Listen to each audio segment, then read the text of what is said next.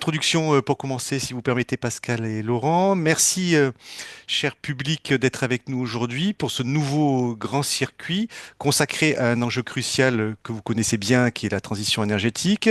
Et on va parler aujourd'hui comment conduire efficacement un projet de rénovation énergétique en copropriété et comment le financer, n'est-ce pas, Laurent? Le sujet est plus que jamais d'actualité. Sur les 700 000 copropriétés en France, on estime que 540 000 d'entre elles sont des passoires thermiques. Au-delà des obligations réglementaires, vivre dans une passoire thermique, c'est faire face à un confort de vie altéré, à des factures d'énergie très élevées. Je vous apprends rien, à une valeur immobilière en baisse. D'ailleurs, les chiffres de notaires en témoignent souvent, et parfois même à des restrictions de financement ou de location. Autant de réalités qui nous imposent, qui vous imposent à tous et à toutes d'agir. Alors concrètement, par où commencer? Quels sont les outils et accompagnements disponibles pour les copropriétés? Quelles aides peuvent être mobilisées et comment? C'est ce que nous allons voir. Et surtout, comment structurer un projet de rénovation globale pour atteindre les objectifs d'économie d'énergie? Je parle sous votre contrôle, cher conférencier, de 35 et 50%, 35 à 50%, tout en maîtrisant le reste à charge pour les copropriétaires. Alors, pour y répondre, nous allons suivre un parcours clair aujourd'hui ensemble pendant une heure, du cadre réglementaire aux étapes clés d'un projet, en passant par l'ingénierie financière jusqu'aux solutions innovantes que nous vous présenterons en fin de conférence, comme les offres clés en main proposées par des groupements d'acteurs engagés. Alors, avec nous aujourd'hui, j'ai le plaisir de vous accueillir, Pascal Totaro. Vous êtes responsable d'opérations en performance énergétique et stratégie patrimoniale chez Bureau Veritas. Vous accompagnez les copropriétés dans l'élaboration et la mise en œuvre de leurs projets de rénovation. Bonjour Pascal. Euh, Bonjour à tous.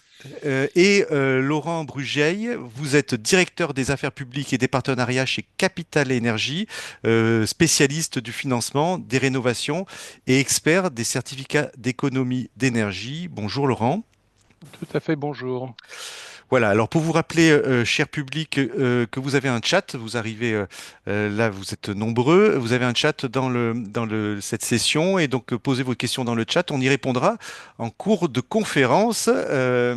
N'hésitez pas à poser vos questions. Alors, on avait dit qu'on allait commencer peut-être par une petite présentation de chacun d'entre vous, si vous voulez bien. Merci. Du coup, déjà en introduction, l'idée c'était de me représenter. Donc, vous l'avez fait rapidement, responsable d'opération chez Bureau Veritas Solutions. Quand on parle de Bureau Veritas Solutions, on n'a pas forcément tous connaissance. Alors, moi si, mais vous n'avez pas forcément tous connaissance de cette filiale qui est un peu la dernière née des filiales de Bureau Veritas et qui est structurée comme un bureau d'études et un partenaire dans vos projets de rénovation énergétique. Aujourd'hui, Bureau Veritas Solutions, c'est un peu plus de 300 ingénieurs, techniciens répartis sur l'ensemble du territoire qui travaillent sur différents domaines dans le cadre des rénovations de bâtiments, aussi bien sur la partie diagnostic, suivi, accompagnement, sur des sujets tels que la performance énergétique, le diagnostic du bâtiment, les études de faisabilité. Aujourd'hui, du coup, Bureau Veritas Solutions, on amène des solutions dans le cadre des projets de rénovation énergétique de A à Z, du diagnostic volontaire ou réglementaire, tel qu'on pourra le définir un peu plus tard, mais également d'AMO, de maître d'œuvre, dans le suivi des projets, de façon à être garant de ce que l'on vient proposer. On fait des études, on accompagne les copropriétés et on vient se positionner sur l'assistance à maîtrise d'ouvrage et la maîtrise d'œuvre pour maîtriser les projets de A à Z. Voilà, merci Pascal. Même chose pour vous également, Laurent, pour présenter Capital Énergie. Alors, en effet, Capital Énergie, donc, c'est une société de conseil en financement C2E qui est née il y a une quinzaine d'années à peu près, qui a été rachetée par Bureau Veritas à 100% en 2019. On est une soixantaine de collaborateurs et on verse des primes qui vont aller à peu près enfin, un peu plus de 100 millions d'euros à peu près par an. Euh, et on intervient dans tous les domaines des certificats d'économie d'énergie, les 6 domaines. On fait aussi des opérations spécifiques et, le cas échéant, des programmes. Voilà. Merci à vous pour cette présentation. Alors, pour commencer, Pascal, rentrons dans le vif du sujet. En préparant cette conférence, on avait dit que ça serait bien de poser un cadre réglementaire. Alors, pouvez-vous nous rappeler ce cadre réglementaire et les principales conséquences qu'on peut trouver pour les occupants de logements, notamment très énergivores? Oui. Du coup, le sujet de la performance énergétique dans les bâtiments, c'est quelque chose qui n'est pas nouveau. On a des réglementations thermiques qui sont assez anciennes. On a les premières qui remontent aux années 1970. Euh, du coup, c'est quelque chose qui était déjà travaillé sur les bâtiments, mais on se rend compte, et c'est ce que vous disiez en introduction, qu'aujourd'hui, bah, le parc il est vieillissant. On a des bâtiments qui sont plus anciens que ces réglementations thermiques, et donc il y a le choix qui a été fait de venir booster un petit peu cette rénovation énergétique du bâtiment, qui est très émettrice en termes de bilan carbone. Donc, par rapport à ça, les dernières réglementations, on a deux grands axes qui se sont développés. On parle également de piliers sur cette nouvelle réglementation. On va parler des piliers de performance et d'efficacité. En termes de performance, l'idée est de financer des rénovations d'ampleur. On va parler de gros travaux. Et donc, on a des aides, on a tout un dispositif qui nous permet de visualiser ces travaux d'ampleur qui peuvent être réalisés. Pour autant, ça a un coût et on ne voulait pas freiner ces rénovations énergétiques.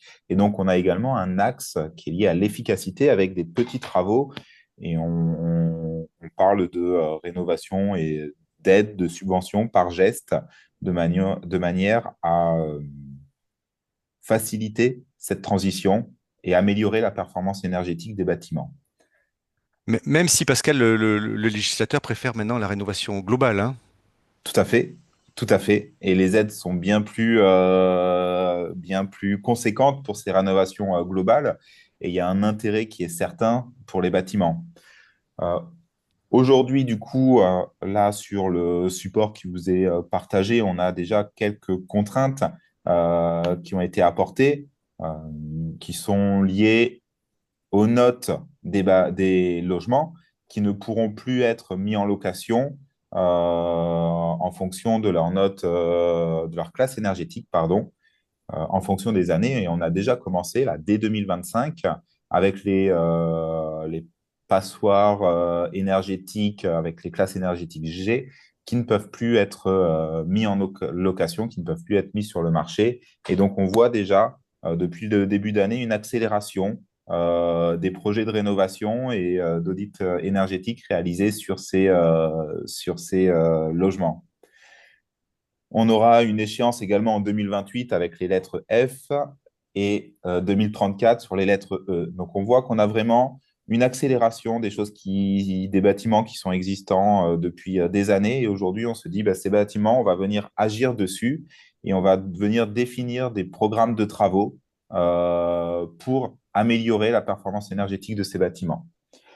Donc ça, c'est lié à la location, mais on a en parallèle quand même si on n'a pas de location et vous êtes concerné aujourd'hui dans le cadre des copropriétés, des obligations qui ont été faites de réaliser des plans pluriannuels de travaux et des DPE sur les différents bâtiments pour qu'on puisse avoir un état zéro, une image et pouvoir se projeter et éventuellement envisager des travaux parce que souvent on assure de la maintenance, de l'entretien sur les bâtiments et on met un peu de côté la partie performance énergétique et on se rend compte que c'est des choses qui sont liées. Donc l'objectif de ce plan pluriannuel de travaux qui est imposé pour tous les bâtiments maintenant depuis le 1er janvier, et du DPE dont la dernière échéance réglementaire sera au 1er janvier 2026, mais en général, les deux audits sont réalisés en même temps, permettront d'atteindre j'allais dire d'atteindre, je vais déjà trop loin, permettront déjà d'avoir une image de vos copropriétés, de votre patrimoine par rapport à cette réglementation thermique.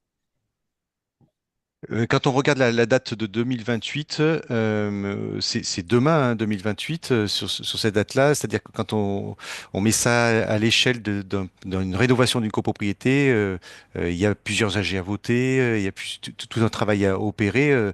Donc, il faudrait commencer aujourd'hui pour arriver à faire les travaux avant 2028, hein.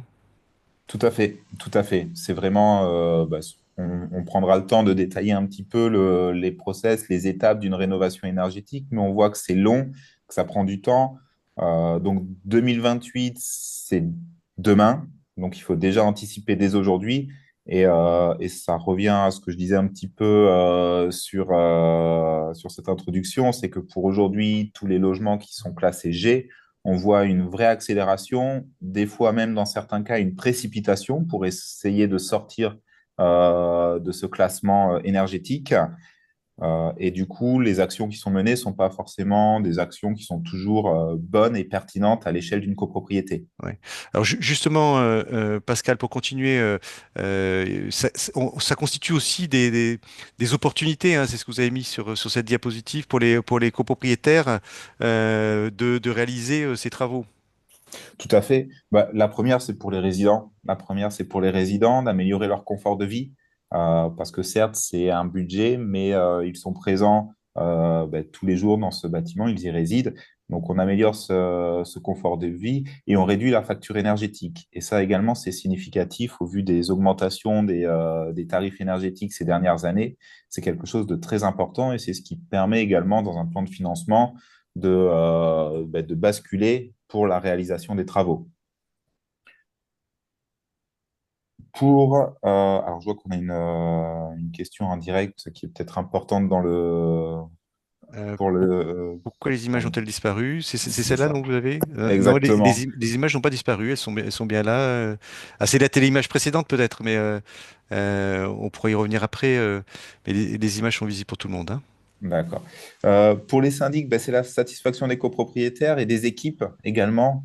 C'est deux enjeux importants parce que des copropriétaires qui sont satisfaits, qui ont des bâtiments dans lesquels ils sont heureux de se trouver, et également des gestionnaires de copropriétés, pardon, qui sont satisfaits de travailler sur ces copropriétés qui ont fait l'objet de rénovation.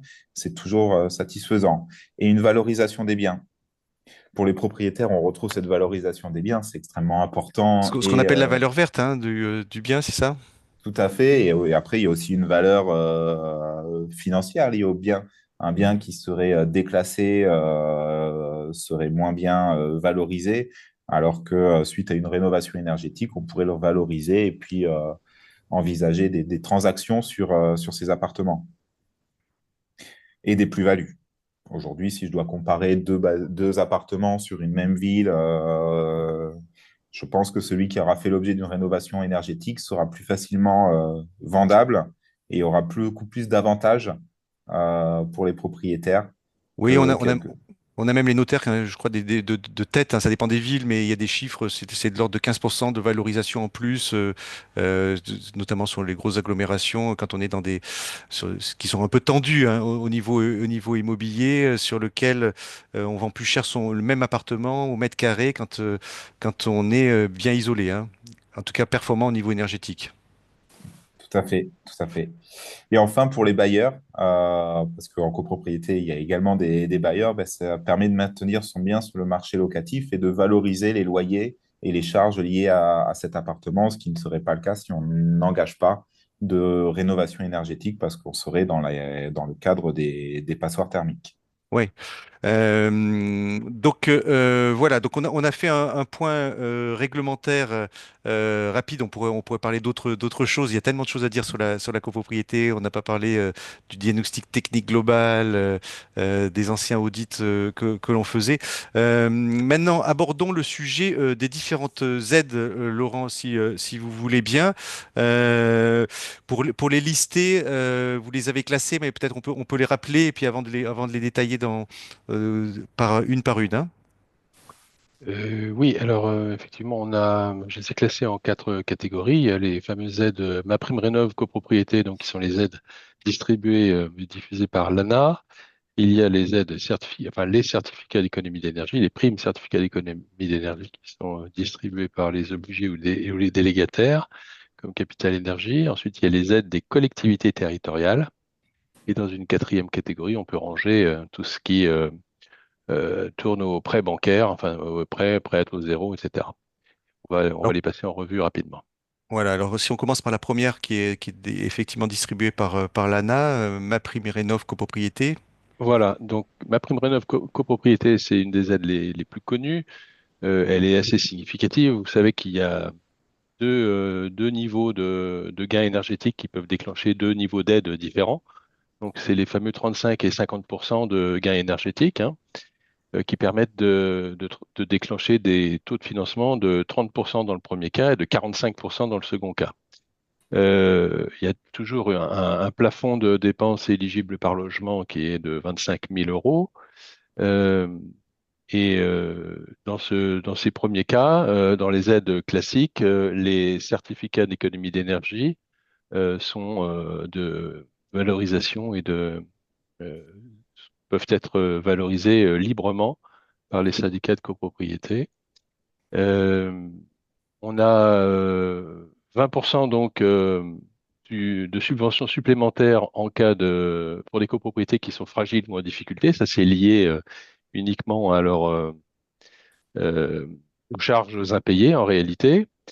Et là, pour le coup, ces 20% de taux de subvention, ils ont une contrepartie qui est la valorisation par l'ANA des certificats d'économie d'énergie. Donc, c'est un, c'est un combo, en fait, MaPrimeRénov' plus C2E qui atteint ses plafonds. Et il existe une subvention complémentaire pour la sortie du statut de passoire énergétique, donc pour les copropriétés qui sont classées en F ou en G, comme Pascal a rappelé tout à l'heure, et qui atteignent au moins la classe D après rénovation. Et enfin, il y a des aides qui sont attribuées par ménage pour les ménages modestes et ou très modestes, donc des aides qui s'élèvent à 1 500 euros pour les modestes et à 3 000 euros pour les très modestes. Voilà, Voilà pour ma prime rénov. ces aides, Laurent, aux ménages comme aux propriétés en difficulté, c'est pour aider ceux qui en auraient le plus besoin à faire les travaux, hein. Oui, tout à fait, parce qu'on sait que le reste à charge, c'est une question qui est extrêmement prégnante, évidemment, pour les copropriétaires. On va voir au moins un cas tout à l'heure, un cas d'école qui va nous montrer que le reste à charge peut être très faible, enfin ou relativement faible, et même quand il est relativement faible, il peut être compliqué à assumer pour certains ménages. Voilà, alors je vois les questions qui tombent, hein. Il y a une question de Vincent qui dit que pour le coût des travaux, là, vous parlez de 25 000 euros par logement, ça se fait au tantième en divisant par le nombre de logements? Non, ça sépare l'eau par Ça, unité de logement.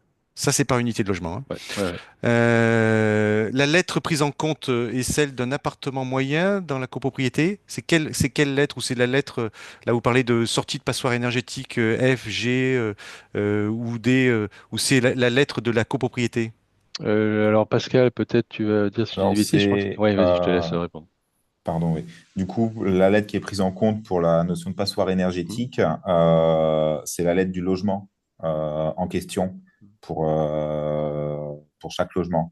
Après, pour avoir une image au niveau de la copropriété, on fait un DPE pour l'ensemble de la copropriété, mais pour autant, l'ensemble des lots à l'intérieur ne sont pas forcément considérés comme passoire énergétique, et ça se voit au niveau de chaque logement.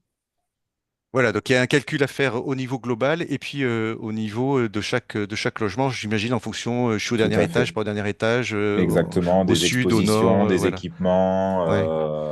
Donc, c'est d'autres critères qui rentrent en ligne de compte.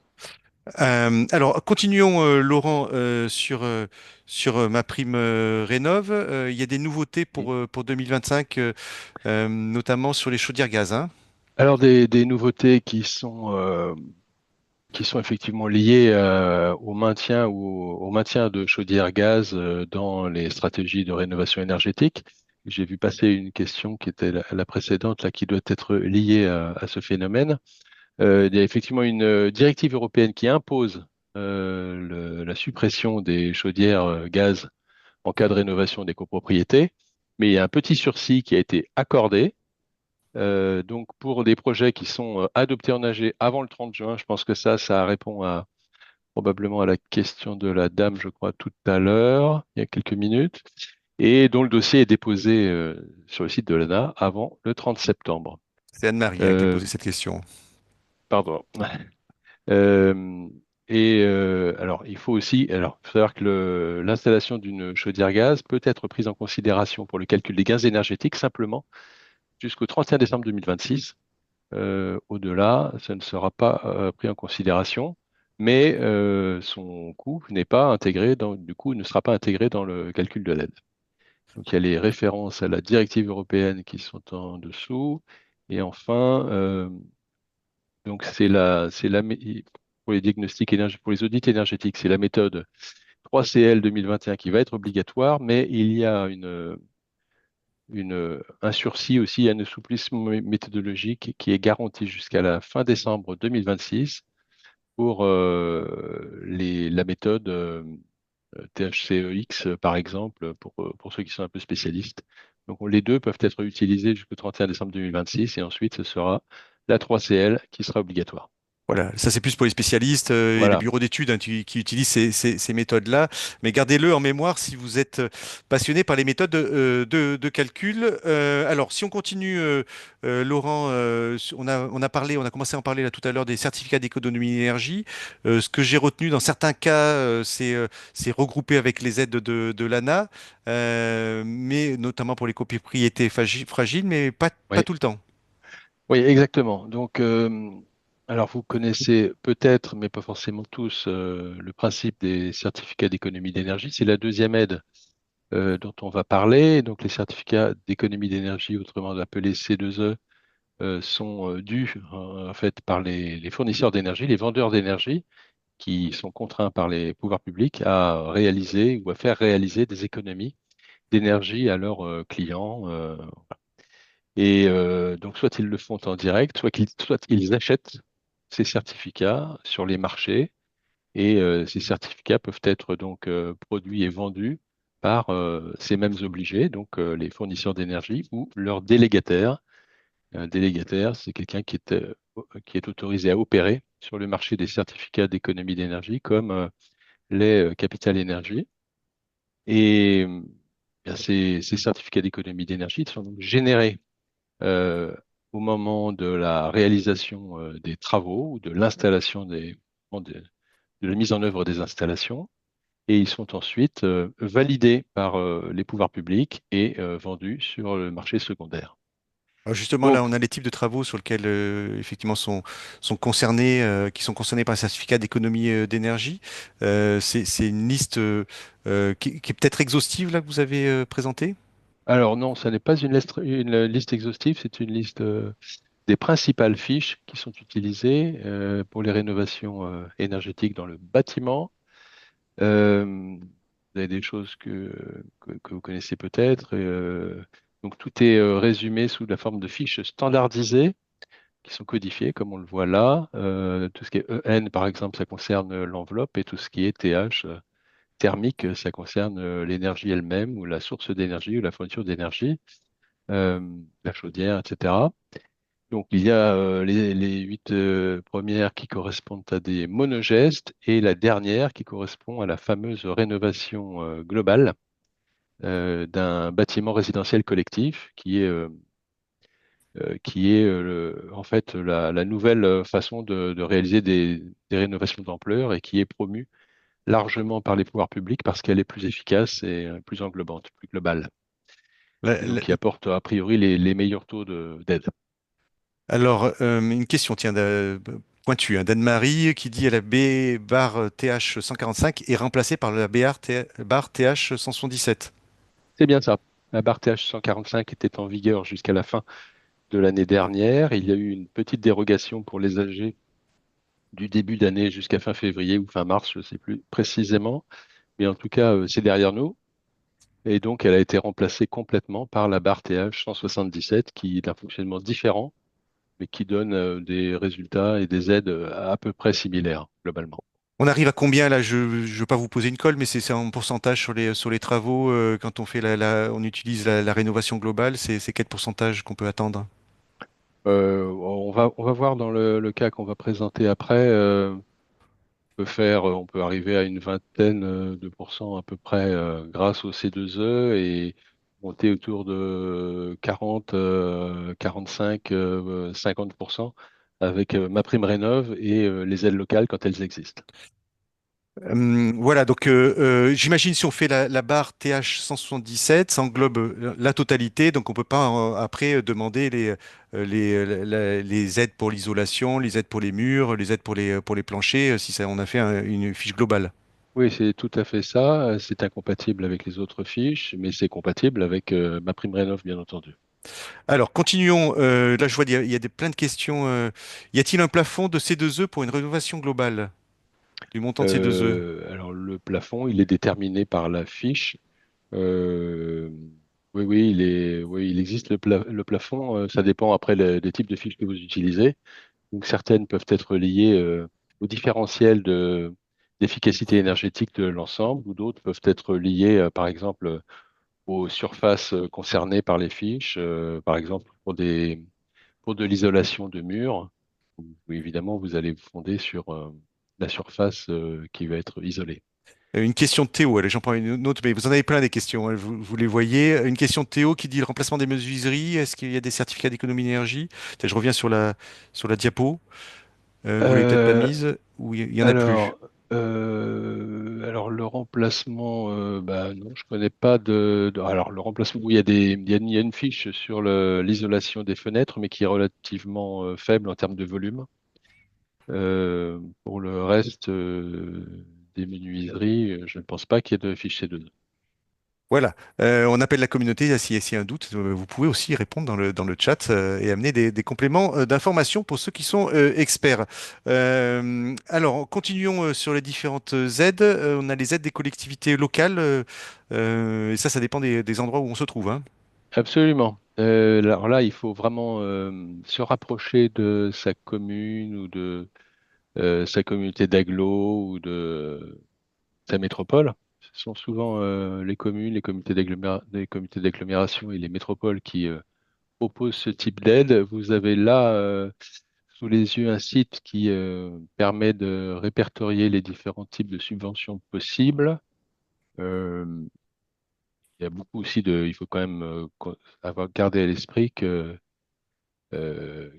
toutes les communes et toutes les comités d'agglo ne proposent pas systématiquement des aides à la rénovation énergétique, mais je vous invite à aller voir les aides qui sont disposées et proposées sur vos communes. On peut revenir vers vous. On va voir le cas de Montpellier, je crois, tout à l'heure. Ouais. On peut revenir vers vous, Laurent et Pascal, aussi pour renseigner sur ces aides. Et il y a aussi également les agences locales de l'énergie et du climat, avec les espaces Conseil France Rénov, qui peuvent renseigner les copropriétaires hein, qui ont des questions. Tout à fait.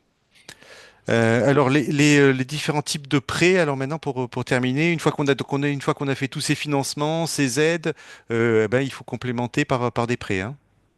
Oui, alors on peut le faire, évidemment.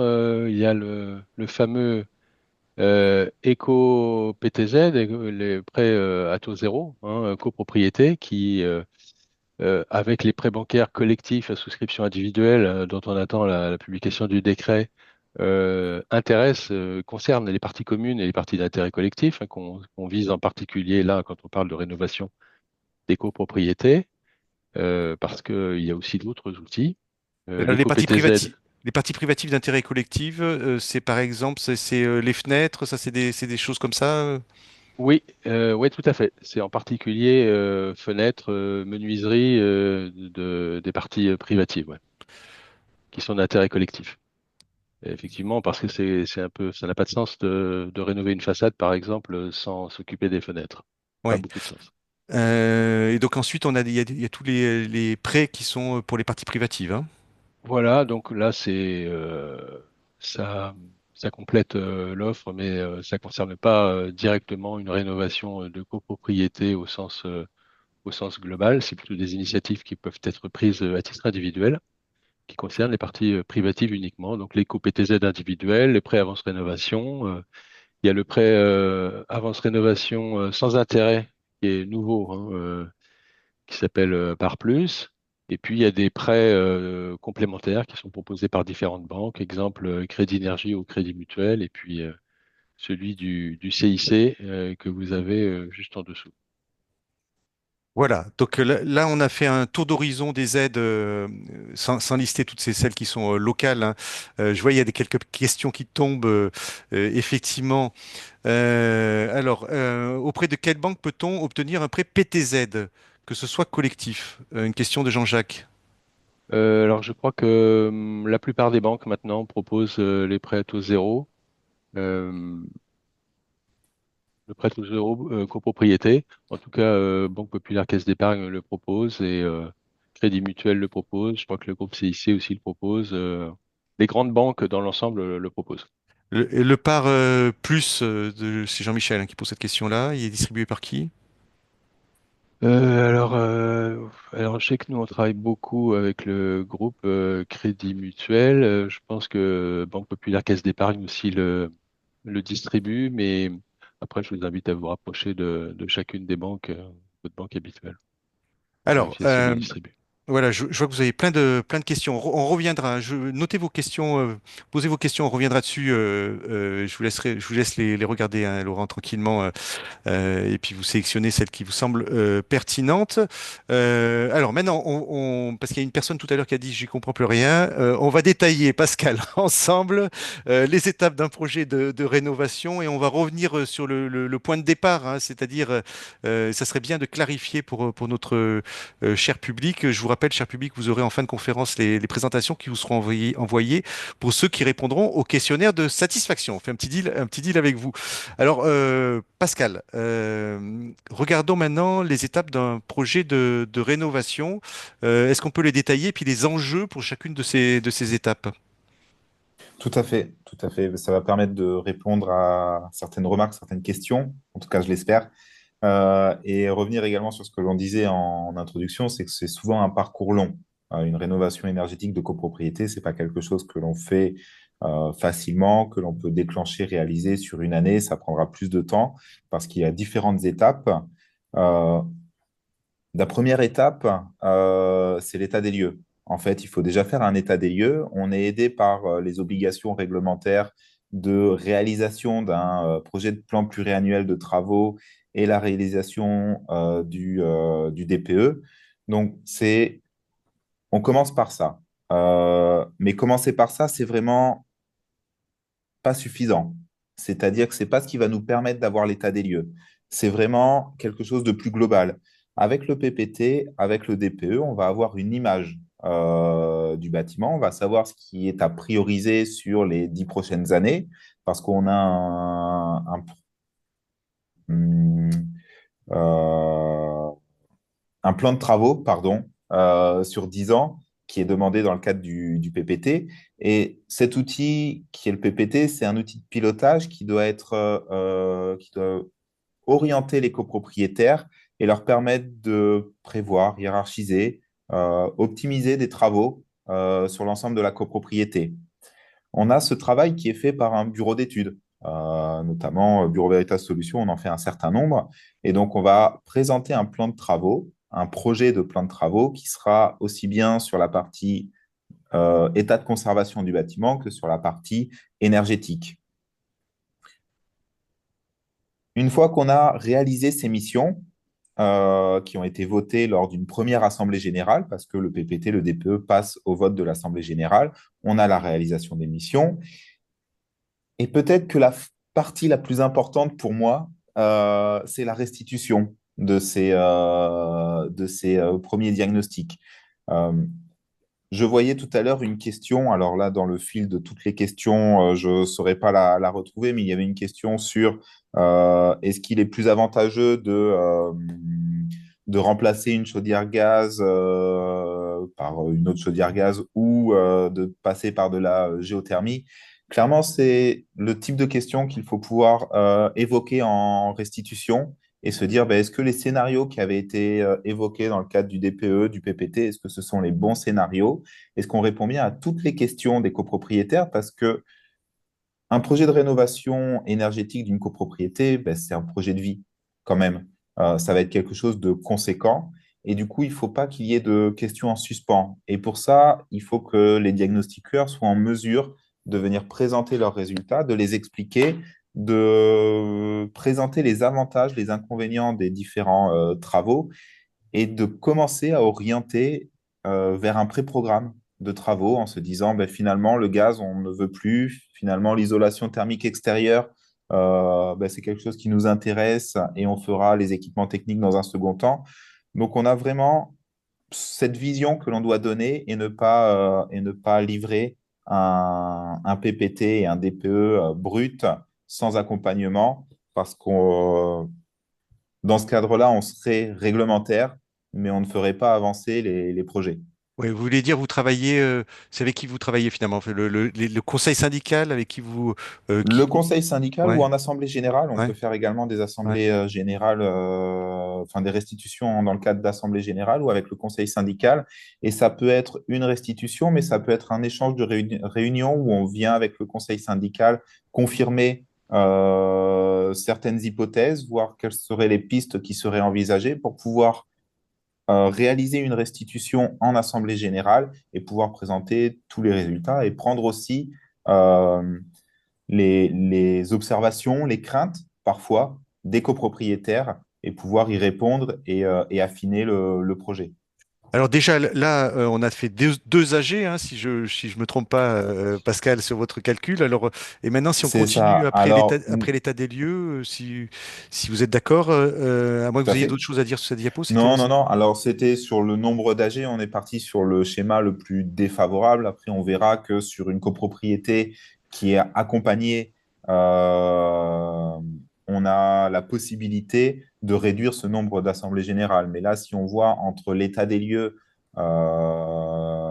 et la partie réalisation de travaux, si on voit un petit peu les points bleus, on arrive sur 5 assemblées générales, donc on est bien sur un projet qui est très long, mais on peut regrouper certaines de ces assemblées générales. bon, ça nous rassure parce que vous alliez nous faire peur. On voyait 2028, Non, non, non. la prochaine échéance. On se dit on n'y arrivera jamais, mais on peut y arriver si on regroupe les différentes AG. Alors maintenant, si on a fait une fois qu'on a fait l'état des lieux, Pascal, sur lequel, si j'ai bien compris, avec les copropriétaires, vous êtes mis à peu près d'accord sur ce qu'il fallait faire comme travaux sur les 10 prochaines années.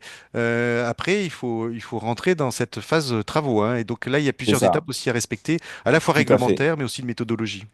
Tout à fait. Et là, on va rentrer dans un process de rénovation énergétique. C'est-à-dire que le PPT, c'était un plan de travaux sur 10 ans. Et là, on va engager un programme de travaux conséquent, donc en une seule fois, quelque chose qui ne va pas se faire sur 10 ans, mais sur 1 ou 2 années. Et donc, on va devoir se faire accompagner. Une copropriété, son avantage, c'est d'avoir un assistant à maîtrise d'ouvrage. Alors, c'est un avantage parce qu'il va permettre de corréler les besoins du bâtiment, les besoins des copropriétaires et une réalité technique de chantier. Donc, ça va être son rôle. Il y aura également une ingénierie financière qui sera portée par cet AMO, et notamment pour l'obtention des aides MaPrimeRénov', c'est une obligation. On ne peut pas obtenir les aides MaPrimeRénov' si on n'a pas un assistant à maîtrise d'ouvrage, MaPrimeRénov', qui est intégré au projet.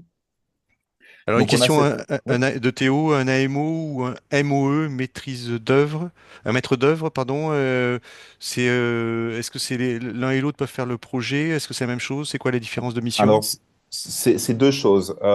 L'AMO, il va avoir un conseil avec une ingénierie financière. Il va définir un petit peu le programme des travaux et il va être garant des résultats de performance énergétique entre ce qui a été conçu pour obtenir les aides et ce qui va être livré avec un audit énergétique de fin de travaux. Donc, il est un peu garant de cette performance énergétique et il va faire le lien entre toutes les parties prenantes du projet et il va orienter le projet. Le maître d'œuvre, c'est une autre mission. Il aura également cet intérêt pour la rénovation énergétique, mais c'est vraiment celui qui est le chef d'orchestre de la réalisation des travaux. Voilà, donc il n'aura pas le même rôle. Les deux sont nécessaires et sur beaucoup d'agglomérations, on demande même à ce que ce soit l'assistant maîtrise d'ouvrage MaPrimeRénov' qui engage la consultation du maître d'œuvre pour la réalisation des travaux. Donc, on est vraiment bien sur ce rôle d'assistant à maîtrise d'ouvrage qui va prendre le sujet, qui va être l'assistant de la copropriété et qui va gérer tous ces projets en tant que sachant pour atteindre l'objectif des copropriétaires. Alors, Voilà, détaillons, Pascal, c'est les différentes étapes là. C'est trois autres AG là qui arrivent parce qu'il y a trois étapes importantes, hein. c'est ça.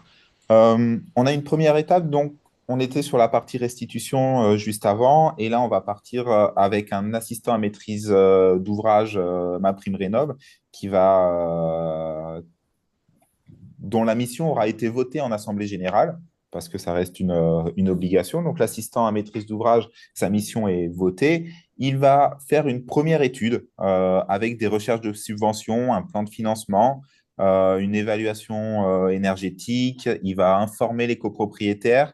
Il va réaliser une enquête sociale. Donc ça, c'est pour l'ensemble des copropriétaires. Il y avait également une question dans le fil de discussion pour savoir si c'était automatique pour des propriétaires bailleurs.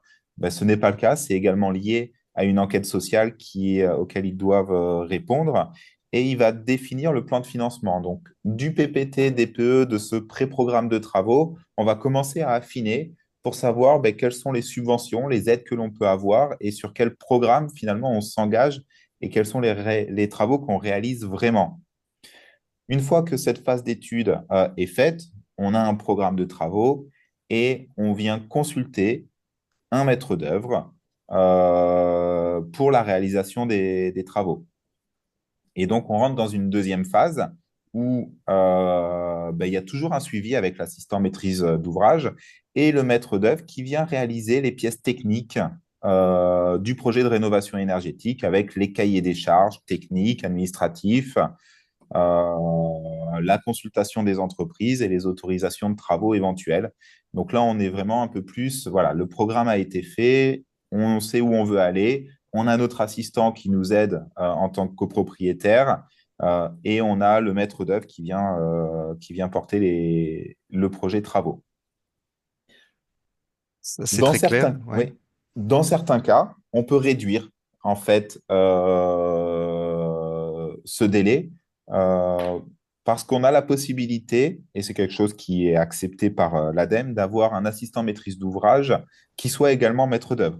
Ah, c'était Et une du question d'ailleurs de Théo, hein, qui dit le maître d'œuvre, est-ce qu'il peut pas être assistant à maîtrise d'ouvrage aussi, ouais. Tout à fait, c'est possible. Il faut être attentif en fait en fonction de où on se trouve. Par exemple, moi, je suis en Gironde, sur Bordeaux, et sur Bordeaux, par exemple, il y a des aides locales spécifiques qui font que ce n'est pas possible d'être à la fois AMO et maître d'œuvre, parce que pour avoir l'obtention des aides, il faut que le maître d'œuvre ait été consulté par l'AMO. Et du coup, si on est AMO, ben, on ne peut pas lancer une consultation à laquelle on répondrait. On serait en dehors des codes de consultation. Donc, Et, c'est la règle globale donnée par l'ADEME, c'est oui, on peut tout à fait être AMO et maître d'œuvre sur une même opération. Euh, mais pour autant, en local, ça peut être différent. alors, il y a Brigitte qui dit oui, il y a des questions déontologiques, mais j'imagine, il y a, donc vous confirmez hein, qu'on peut faire les deux missions en même temps, et même des fois c'est demandé dans le cadre de l'appel d'offres qui est réalisé, ou tout autrement la réglementation. Euh, c'est des personnes différentes, parce que c'est des compétences différentes, c'est Tout à des équipes, fait, tout à c'est des fait. équipes, ça, tout ça. Exactement. On Nous, a- par exemple, c'est des choses que l'on fait, ce sont des services, ce sont des équipes complètement différentes. Et je partage un petit peu ce qui a été dit. Un AMO et un maître d'œuvre, c'est deux métiers différents, ils ne font pas les mêmes missions. Donc, ce serait le même groupe, la même société, mais derrière, ce sont des acteurs différents. On a bien des architectes, des économistes, des bureaux d'études, CVC, structures qui sont présents et un AMO qui va travailler en tant qu'AMO, qui va faire de l'ingénierie financière. C'est des métiers complètement différents, ce sont des équipes différentes. Pour autant, ça peut être porté par le même groupe, Ouais, la parce même que l'avantage, entreprise. c'est de fluidifier les échanges aussi, finalement, et d'avoir des Exactement, process qui sont bien structurés, donc du coup, faire gagner du temps, des processus à tout le monde, hein. tout à fait. Et avoir peut-être un référent pour la copropriété qui sera un interlocuteur de confiance pour les copropriétaires. Est-ce qu'on a d'autres choses à dire là sous cette phase-là? On a après, on a la vote des travaux, c'est ça? C'est ça exactement, mais une fois qu'on a le maître d'œuvre, ben on vient voter les travaux et on se lance dans le projet travaux et voilà. Voilà, alors pour finir, sur la dernière diapo là, qu'on avait sur les AMO, on s'était dit effectivement il fallait qu'on reliste les éléments qui sont les garants de la réussite du projet, parce qu'il y a la vraie vie, hein, là on vous présente, cher public, cher copropriétaire, vous le savez, des choses dans des schémas, avec des processus, mais après il y a la vraie vie, il y a la difficulté, les copropriétaires qui sont pas forcément au courant, il faut les renseigner, il faut les accompagner, les syndics aussi à accompagner. Et donc ça va être le job de l'AMO. Tout à fait, tout à fait. Il a une expertise technique, on a dit, c'était différent de la maîtrise d'œuvre. Pour autant, il a vraiment un rôle central dans le projet parce que ça va être le chef d'orchestre global du projet. Sans un AMO, sans un bon AMO, ben, le projet il va pas forcément aboutir de la façon dont on le souhaiterait et la performance énergétique ne sera pas forcément garantie à la fin. Il intervient sur toutes les phases, aussi bien sur la faisabilité, où il est là pour sortir un petit peu les bouquets de travaux les plus pertinents, les plus intéressants et qui répondent aux besoins des copropriétaires.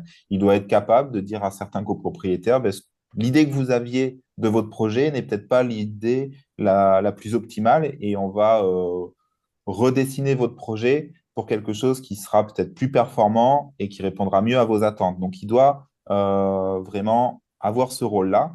Il va intervenir sur la partie conception, où il va rédiger le plan de financement, il va réaliser un certain nombre de réunions d'information, il va se charger des dossiers de subvention et d'accompagner à la consultation du maître d'œuvre. Et enfin, il sera présent pour la réalisation des travaux. Et c'est là où on voit qu'il y a vraiment une différence entre l'AMO et le maître d'œuvre. C'est que finalement, le maître d'œuvre, lui, il n'intervient que pour cette phase 3, assistance réalisation de travaux. Mais toutes les étapes avant, c'est l'AMO qui les a portées. Et cet AMO, il sera toujours présent pour le suivi de chantier en complément du maître d'œuvre pour s'assurer que on répond bien au programme. Et il va réaliser des mesures en fin de travaux afin de vérifier la qualité des travaux également. Et le suivi des consommations durant l'année suivant les travaux, donc durant l'année de garantie de parfait achèvement du maître d'œuvre. Et ben, l'AMO, il a également son rôle de s'assurer que le projet il répond bien aux attentes initiales du programme. Oui, parce que les aides qui sont accordées, je parle à vous deux, Laurent et Pascal, elles sont accordées suivant un calcul réglementaire, hein. Vous avez décrit là, les méthodes de calcul tout à l'heure, Laurent. Mhm. Elles sont pas accordées en fonction d'un résultat. Mais néanmoins, l'AMO, il vient suivre si le résultat est au rendez-vous. L'AMO, il vient surtout sécuriser toutes les étapes pour que les résultats soient au rendez-vous. Ouais. Euh, Après, il y a les audits énergétiques hein, qui sont aussi réalisés, qui permettent évidemment d'identifier une situation ex ante, une situation ex post, qui sont Hmm. aussi indispensables. Voilà, mais les aides sont calculées sur un calcul de départ, hein. C'est bien ça, Pascal? Tout à fait. Ouais. Voilà, là on a fait le tour d'horizon de tous les étapes. Vous aviez autre chose à dire peut-être, Pascal, Oui, sur je prends juste parce qu'il y a une question qui t'intéresse. Alors, il y en a allez-y. beaucoup, du coup, je ne les prends pas Ouais. toutes, mais là, j'avais l'œil dessus. J'ai parlé de PPT, de DPE et pas d'audit énergétique. C'est vrai qu'aujourd'hui, ma prime rénov a évolué avec la possibilité d'une étude énergétique, donc on peut obtenir les aides avec un DPE. C'est quelque chose qui n'était pas le cas avant, où il fallait forcément un audit énergétique. Donc, sur la base d'un PPT, d'un DPE, on peut aller chercher les aides. Pour autant, on va quand même conseiller, nous, c'est ce que l'on fait en tant qu'assistant maîtrise d'ouvrage, on conseille à la réalisation de l'audit énergétique qui peut être nécessaire, notamment pour l'obtention de certains prêts qui peut être nécessaire pour l'obtention des C2E, notamment on parlait de la fiche 177 tout à l'heure. Et donc, on aura également cet audit énergétique qui n'est pas forcément réglementaire, mais qui pourra être réalisé. Laurent, là, donc, pour la 177, effectivement, la rénovation globale, hein, si je ne me trompe pas, obligation C'est de Oui, faire tout un ça. à audit, fait, faire obligation de faire un audit énergétique, hein. absolument. Audit énergétique obligatoire pour toucher les C2E de la barre TH 177. Oui, oui, c'est absolument nécessaire. Voilà, donc effectivement, alors il vaut mieux ce que vous nous conseillez, Pascal et Laurent, c'est que cette fiche 177, souvent on va toujours aller la chercher, hein, grosso modo. Donc c'est de faire systématiquement presque cet audit énergétique, hein. Ce serait le conseil qu'on pourrait donner aux copropriétaires. Tout à fait, Ouais. Même s'il n'est pas, on a bien compris, s'il n'est pas réglementairement obligatoire en début de projet, exactement. ouais. Et on dit ça parce qu'on est bureau d'études et c'est notre conseil, mais c'est vrai que quand on se lance dans un projet au début et qu'on n'a pas conscience de tous ces enjeux, on le perçoit peut-être des fois plus comme un coût que comme une nécessité. Oui. Mais finalement, dans le temps, on se rend compte de son intérêt. Il n'est pas obligatoire en début de projet, hein, on va dire l'audit énergétique, mais il est obligatoire Exactement. quand on va faire la fiche, quand on va obtenir la fiche, et donc du coup, à un moment, il devient obligatoire. Alors, faisons, on a fait un peu un tour d'horizon. Là, il y a plein de questions, on les reprendra à la fin pour celles, pour le temps qui nous reste. On s'était dit, Laurent, qu'on pourrait montrer un plan de financement, hein, ça serait utile Oui, oui, on peut faire un pour petit les bilan sur une copropriétaires. opération, Sur une effectivement. opération, là, ça donne un point de Ouais, vue par financier. exemple, Ouais. ouais, cette opération sur Montpellier, si je ne m'abuse, voilà, c'est ça, c'est la petite copro qu'on voit ici, qui fait 18 logements. Donc on avait un menu qui était celui qui est affiché là. Donc les sous-faces de balcon, isolation thermique des extérieurs de façade, ventilation mécanique, basse pression hygrométrique, isolation thermique des planchers bas des caves et sur vide sanitaire, et les parties communes qui sont rénovées. On a aussi les menuiseries en l'occurrence là. Euh, donc le coût global des travaux, c'est Alors un- j'avais une question, Laurent, là, ouais, juste sur les parties, puisque vous en parlez, dans l'assiette sur les aides, hein, les aides ne sont pas cette partie peinture, ce qui est amélioration du bâti, ça rentre pas dans le calcul des aides, hein, ça va pas être aidé finalement. non, non, tout à fait. Ouais. Ça fait pas partie de la partie spécifiquement de la rénovation énergétique. Ouais, on regarde que la rénovation énergétique et on fait le calcul des Pour aides le sur cette calcul des partie-là. aides, Ouais. absolument. Et donc là, au total, on a des travaux qui atteignaient un petit peu moins de 300 000 euros. On a MaPrimeRénov' copropriété avec plus de 72 000 euros de subventions. On a eu des subventions complémentaires individuelles, on l'a vu tout à l'heure, autour de 12 000 euros. On a les Ça primes c'est C2E, ça c'est les copropriétaires qui auraient eu un peu de mal pour faire les travaux et qu'on a accompagnés, hein, c'est ça? oui, les modestes et très modestes. Ouais. Donc ils sont utiles à être accompagnés parce que c'est eux qui vont aussi voter et donc vont permettre de déclenchement des travaux, hein. Oui.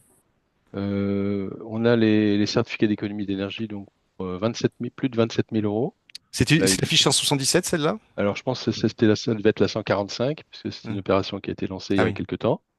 Donc, c'est la version précédente de la fiche. c'est la Et fiche globale, puis, hein. voilà, rénovation globale. Et on a la subvention de Montpellier Métropole, en l'occurrence, qui est quand même loin d'être négligeable. On voit qu'elle Ouais. atteignait près de 47 000 euros. Et donc, au final, le bilan, c'est plus de 150 000 euros de subvention. Donc, 53%, c'est ça, 53% de subvention, donc compatible avec l'éco-PTZ. Un reste à charge donc de moins de 140 000 euros pour les 18 lots. Et si on regarde un petit peu plus dans le détail, comment ça se traduit concrètement mensuellement, tout ça. Donc, le financement a été fait grâce à des emprunts, une partie à taux zéro, une partie emprunt classique de copropriété. Et on a des mensualités de remboursement sur 20 ans qui s'échelonnent de 20,27 € à 43,04 € pour les plus grands logements et l'économie d'énergie moyenne qui atteint 40,32 euros. Ça veut dire qu'on voit que ça couvre quasiment dans tous les cas euh, le remboursement des emprunts qui ont été nécessaires pour monter cette opération. Alors voilà, je ne sais pas si enfin on ne sera pas toujours dans des cas où le remboursement des emprunts est couvert par les économies d'énergie générées, mais disons que ça arrive assez souvent Ouais. euh, dans des cas qui sont un petit peu optimisés comme celui-là, puisqu'on a tous les types d'aides là qui se cumulent. Alors, il y a aussi il y a des questions qui tombent sur les aides, hein, est-ce que c'est justifié ou pas ces aides des collectivités? Bon, elles sont là, donc autant les prendre, mais ça va pas durer aussi forcément ad vitam aeternam, puisque c'est comme toujours sur les réglementations, Laurent et Pascal, c'est qu'au début on a des aides pour mettre en place le marché, puis après ces aides petit à petit disparaissent. Donc il y a encore quelques mois où on peut en profiter. Il faut y aller maintenant, hein, c'est ce qu'on peut dire peut-être, parce que c'est au moment où on vote les travaux qu'on engage des aides, hein, ou pas? Oui, c'est bien. Alors, c'est au Tout à fait. moment où alors, il faut que les travaux soient votés et que les dossiers, enfin, il faut que les dossiers soient déposés puis que les travaux soient votés. Donc, il faut les deux conditions qui sont dans cet ordre-là. Euh, voilà, il faut que les votes d'engagement des travaux soient postérieurs au dépôt des demandes d'aide, évidemment. Et Euh, alors, oui, effectivement, bah, par exemple, pour ma prime rénov', euh, c'est que les aides sont susceptibles d'évoluer chaque année et en ce moment, c'est pas forcément dans le bon sens du fait euh, des finances publiques. il y avait une personne tout à l'heure qui a dit, nous sommes de copro, on a eu 63 000 de budget AMO. Est-ce qu'on a une idée de ce que ça représente le budget AMO, Pascal, Laurent, sans dévoiler les politiques commerciales dans un projet de rénovation? C'est extrêmement Euh, variable en fonction des copropriétés. Je pense, Ouais, j'aurais du mal à m'engager sur des prix. Ça dépend du projet de travaux, de ce qui va être engagé et de la taille de la copropriété. ouais. Parce qu'il y a des aides aussi, hein, pour les AMO, hein. Tout à fait. Il y a des aides pour les AMO, il y a des aides pour les maîtres d'œuvre, Ouais. en plus des aides travaux. Donc, on a des aides à tout niveau. On est encore, malgré ce que vient de présenter Laurent, et c'est quelque chose qui va évoluer en effet dans ce sens, aujourd'hui, on est encore dans un ensemble de dispositifs qui poussent à la rénovation énergétique et qui aident pour les PPT. On a des aides pour la AMO, des aides pour la maîtrise d'œuvre et des aides pour la réalisation des travaux. Alors, j'avance. On avait dit, Laurent, je vois, il est 26, hein, le temps file, hein. ouais, On avait dit qu'on pourrait proposer, montrer au public un dispositif global, hein, oui, innovant rénovation, de réalisation de travaux, parce que on voit que la difficulté, je passe sous votre contrôle, Pascal et Laurent, c'est qu'il y a une multitude d'acteurs qui mm, chacun interviennent, ont des processus un peu différents, et donc vous avez travaillé à avoir un acteur global qui prend en charge ouais, le c'est ça. projet. Ouais, Alors, on l'a vu, l'un des inconvénients majeurs de ces projets de rénovation globale, c'est le temps que ça peut prendre. Et effectivement, les années peuvent passer et on s'essouffle un petit peu dans la gestion de ces projets, par moment, hein, sur certaines copropriétés, qui doivent bien comprendre ce dont je parle.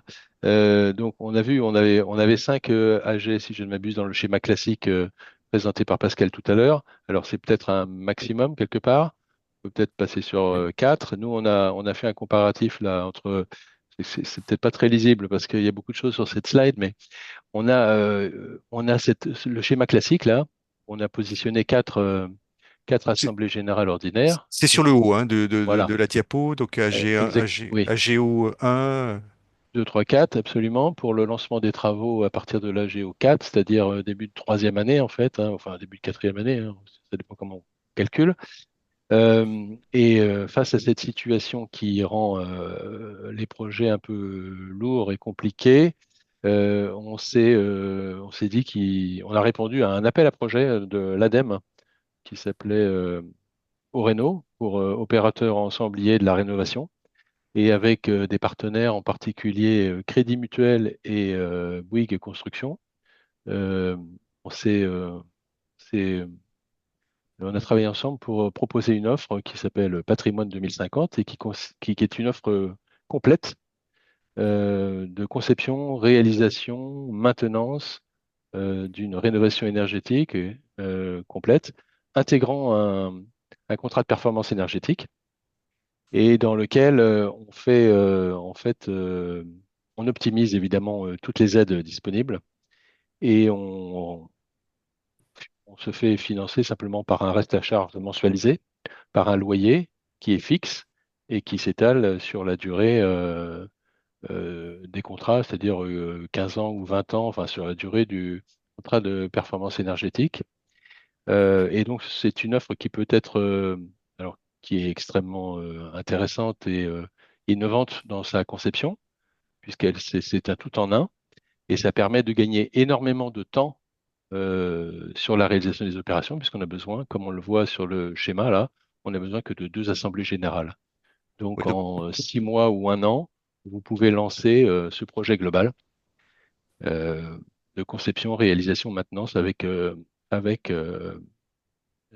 contrat de performance énergétique. oui, alors Et ça, c'est l'offre qui s'appelle Patrimoine 2050. le contrat de performance énergétique, bon, on va pas rentrer dans les détails parce que c'est des dispositifs complexes, mais pour résumer, c'est vous qui prenez le risque de l'atteinte des performances énergétiques et sur la partie financement, hein, c'est ça que...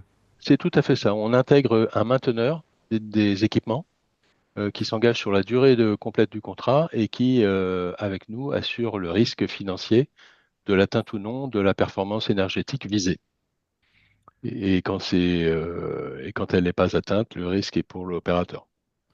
Allez, il est 14h30, mais on va prendre quand même quelques questions. On va vous faire 5 petites minutes en plus, hein, si vous permettez, cher conférencier, si vous avez le temps d'être avec nous. C'est possible pour vous, hein, de rester encore quelques minutes avec nous? Quelques minutes? Prenons quelques questions. On vous passera les diapos, hein, encore une fois, parce qu'on me dit que c'était flou. Il y a Anne-Marie qui pose la question sur la question technique, hein, sur la 177. Me confirmez-vous que si notre copro est éligible à la géothermie, la mise en place d'une chaudière gaz ne sera pas subventionnée? Donc ils sont éligibles, ils sont Euh, raccordables à la géothermie. Est-ce qu'ils peuvent quand même mettre une chaudière gaz ou pas? euh, je pense qu'ils peuvent mettre une chaudière gaz, mais qu'elle ne sera pas prise en compte dans le calcul de l'aide. Très bien. Donc ça, donc on a peut-être intérêt de changer de système. Alors, C'était l'exemple qui était cité, je me Ouais. permets de rebondir, Mm. c'était l'exemple qui était cité avec Ouais. un réseau de géothermie à proximité au droit de l'immeuble. En effet, si c'est le cas et s'il est dimensionné pour pouvoir accueillir les besoins de l'immeuble, parce que c'est aussi quelque chose à étudier, euh, il, s- À vérifier. Oui. il- il serait préférable d'être sur ce réseau que Mm. sur une chaudière. Pour autant, c'est le rôle de l'AMO de s'assurer de ça, de savoir s'il est possible de s'y raccorder ou pas, parce que les besoins sont absorbés, ou si c'est impossible. Et dans ce cas, on prend les solutions qui sont réalisables sur le bâtiment. il y avait une question de Lucas. Est-ce qu'au Renault, c'est déjà en fonctionnement? Ça, ce groupement d'entreprises qui fonctionnent tous ensemble? Oui, oui, Ouais. ouais, ouais. On commence on commence à chercher nos premières copropriétés, mais faut pas hésiter. Est-ce que vous avez vu d'autres questions sur lesquelles on peut répondre euh, Et ce dessus? qu'on pourra faire, peut-être Xavier, c'est répondre à toutes les questions par écrit, Oui, ça, ultérieurement. on va vous passer les questions et vous pourrez y répondre. Il y a une question, tiens, de Brigitte sur qui est-ce qui établit les demandes d'autorisation d'urbanisme? Est-ce que c'est le l'AMO, le maître d'œuvre, MOE? C'est le maître d'œuvre. C'est le maître d'œuvre qui se charge des autorisations, permis de construire, déclaration préalable. C'est porté par le maître d'œuvre. Ouais. On n'a pas parlé des architectes de bâtiments de France aussi. Vous parliez tout à l'heure d'une opération c'était Montpellier, hein, j'imagine. Il y a des endroits Oui. à Paris, Mm. à Bordeaux, à Lyon. Donc on est souvent dans des secteurs ce qu'on appelle sauvegardés. Donc à quel moment on intègre l'architecte des bâtiments de France dans son projet? Dès que le projet a une incidence par rapport aux règles, je vais dire, donc là, ça va être soit en amont avec l'AMO qui pourra se rapprocher d'eux sur déjà par rapport à son programme, et sinon, ce sera porté par le maître d'œuvre au moment de faire son dépôt d'autorisation, son permis de construire, où il se rapprochera des architectes des bâtiments de France.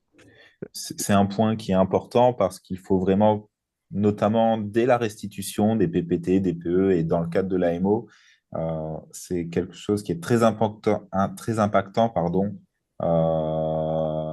l'intervention des architectes des bâtiments de France. Donc, plus tôt on l'anticipe, mieux c'est. Une question de Théo là sur le montant des aides. Est-ce qu'elle varie suivant les revenus des copropriétaires, Laurent? Sur les aides Ben, que vous avez présentées, ma prime rénov. ouais, Euh, ouais, ouais, on a vu que ma prime rénov dépend des dépend des revenus des copropriétaires, puisqu'il y a des aides spécifiques pour les ménages modestes et très modestes, en effet. Voilà, mais pour les autres, effectivement, il y a pas, tout le monde a les mêmes. S'ils sont pas, si on est ni modeste ni très modeste, tout le monde a le même niveau d'aide en fonction du, quel que soit son C'est revenu, hein, ça. c'est ça? Ma prime rénov, c'est une aide socle, je me permets, Laurent, en fait, c'est une aide socle par rapport au projet sur laquelle on vient ajouter des bonus Ouais, pour les revenus modestes et très modestes. ouais. Mais pour les autres, ça reste une aide socle qui est indépendante des revenus, qui est calculée sur les gains énergétiques. Très bien. Voilà, donc il est 14h35. On a fait, allez, on a eu le plaisir d'avoir 5 minutes de plus. On a plein de questions, cher public. Donc on va faire ça, si vous permettez, Pascal et Laurent, on va vous transmettre les questions et puis je vous laisserai y répondre tranquillement pour celles auxquelles on n'aurait pas répondu.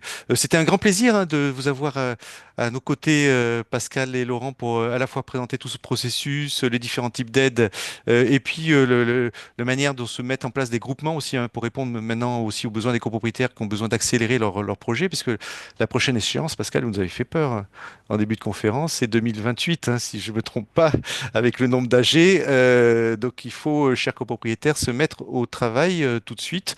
Et puis on vous enverra les diapos dans lesquels vous aurez également les coordonnées de Pascal et Laurent. Si vous permettez qu'on revienne vers vous pour vous poser des questions.